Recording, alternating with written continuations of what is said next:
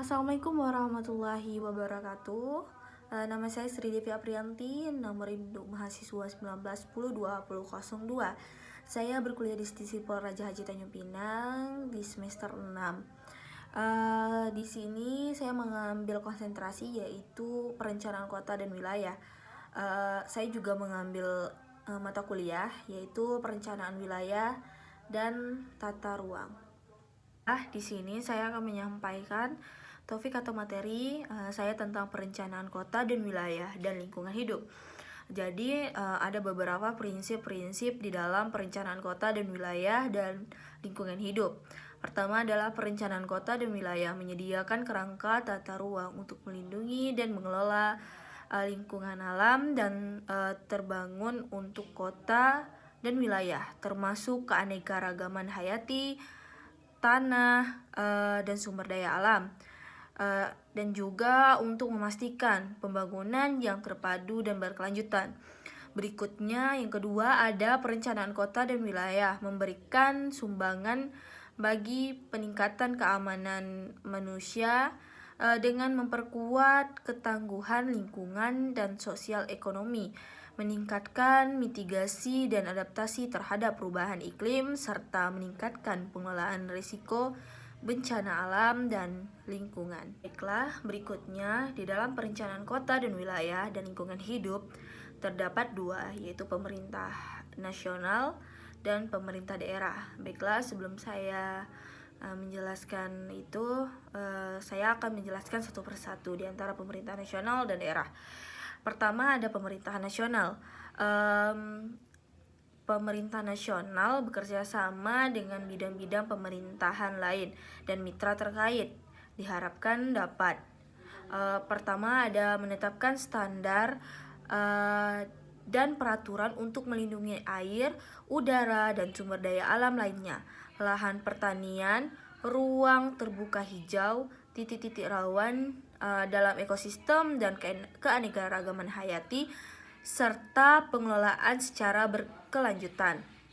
Berikutnya, yang kedua ada mempromosikan perencanaan kota dan wilayah, di mana meningkatkan kesaling lengkapan atau komplementaritas urban, rural, dan ketahanan pangan, di mana memperkuat hubungan dan sinergi antar kota dan memadukan perencanaan kota dengan pengembangan wilayah guna memastikan kohensi wilayah di tingkat wilayah kota termasuk di daerah-daerah lintas batas.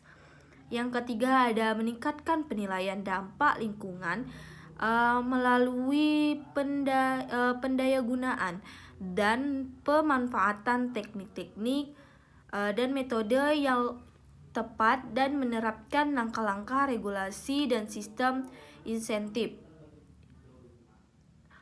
Yang keempat ada mempromosikan kota yang kompak, terus ada mengatur dan mengontrol perkembangan perkotaan yang acak, di mana mengembangkan strategi kepadatan lahan secara progresif yang dikombinasikan dengan regulasi terhadap pasar tanah, mengoptimalkan penggunaan ruang kota, mengurangi biaya infrastruktur dan permintaan untuk transportasi, dan membatasi tapak ekologis kawasan perkotaan agar dapat secara efektif dan mengatasi tatanan perubahan iklim.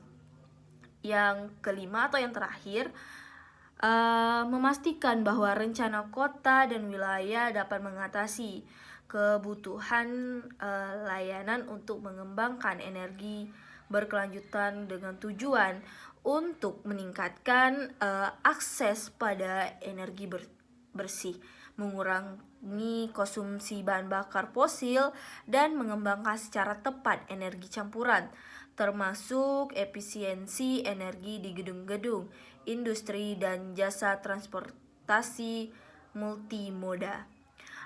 Setelah saya menjelaskan tentang pemerintahan nasional, berikutnya saya juga akan menjelaskan tentang pemerintah daerah. Pemerintah daerah bekerja sama dengan bidang-bidang pemerintah lain dan mitra terkait diharapkan dapat pertama itu merumuskan rencana kota dan wilayah sebagai kerangka mitigasi dan adaptasi dalam menanggapi perubahan iklim untuk meningkatkan ketangguhan pemukiman, terutama yang terletak di kawasan informal dan rawan. Yang kedua, mengatur dan mengadopsi bentuk dan pola pengembangan perkotaan rendah karbon yang efisiensi sebagai kontribusi untuk meningkatkan efisiensi energi dan memperbanyak akses dan pemanfaatan sumber energi terbarukan. Yang ketiga yaitu menempatkan pelayanan penting di perkotaan, infrastruktur dan pengembangan perumahan di kawasan yang berisiko rendah dan memukimkan kembali dengan cara partisipatif dan sukarela karena mereka yang tinggal di daerah berisiko tinggi ke lokasi yang lebih tepat.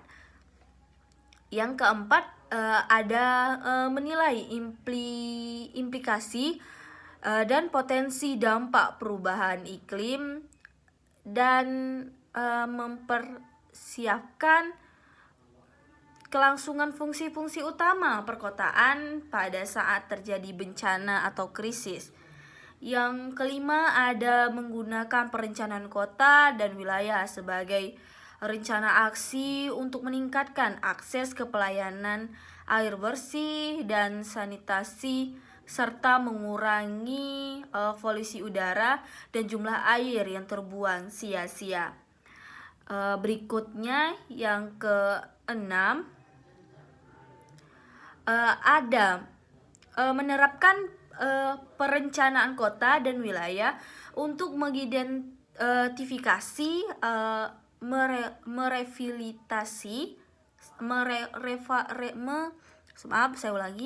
merevitalisasi, melindungi dan menghasilkan ruang hijau publik yang berkualitas tinggi, yang memiliki nilai khusus secara ekologis atau sebagai warisan alam. Mengintegrasikan kontribusi dan sektor swasta dan organisasi masyarakat sipil dalam usaha tersebut dan untuk menghindari terbentuknya kawasan panas pada perkotaan, di mana melindungi keanekaragaman hayati lokal dan mendukung terciptanya ruang hijau publik multifungsi seperti lahan basah yang untuk resapan dan penampungan air hujan. Yang ketujuh, ada mengidentifikasi dan memahami nilai-nilai lingkungan terbangun yang mengalami kerusakan dengan maksud untuk mendapat melakukan revitalisasi, mengambil manfaat dari aset yang ada dan memperkuat identifikasi sosialnya. Yang kedelapan, di sini ada mengintegrasikan pengelolaan limbah padat dan cair dan melakukan daur ulang dalam perencanaan tata ruang termasuk lokasi, tempat pembuangan sampah dan situs daur ulang. Yang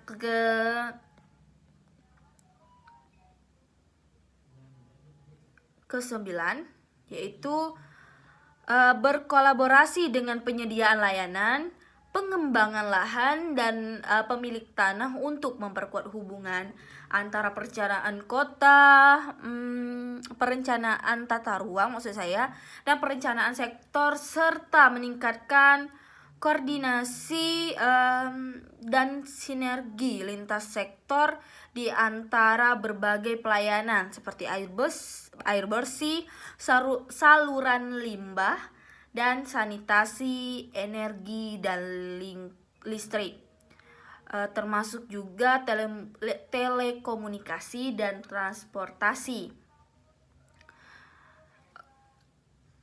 Kesembilan itu ada mendorong pembangunan, penambahan komponen dan manajemen pembangunan hijau dengan memberikan insentif dan disinsentif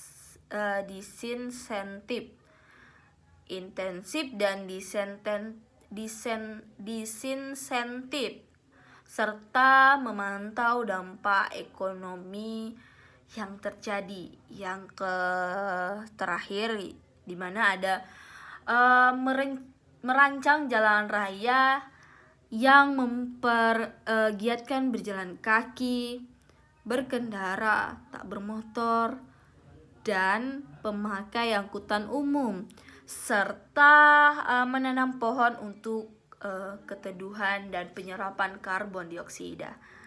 Baiklah, sebelum saya mengakhiri materi saya atau mengakhiri video yang telah saya buat ini, di sini saya juga akan menyampaikan bahwa kaitan atau peran pemerintah dalam perencanaan wilayah dan tata ruang itu sangat penting karena pemerintah telah dibebankan amanah oleh rakyat untuk mensejahterakan rakyat. Jadi bukan hanya pemerintah saja yang bisa, yaitu ada kerjasama pemerintah dan rakyat. Itu ada saling membantu sehingga tercapainya kesejahteraan rakyat. Baiklah, hanya itu saja yang bisa saya sampaikan. Saya akhiri, wabillahi taufiq wal hidayah. Wassalamualaikum warahmatullahi wabarakatuh.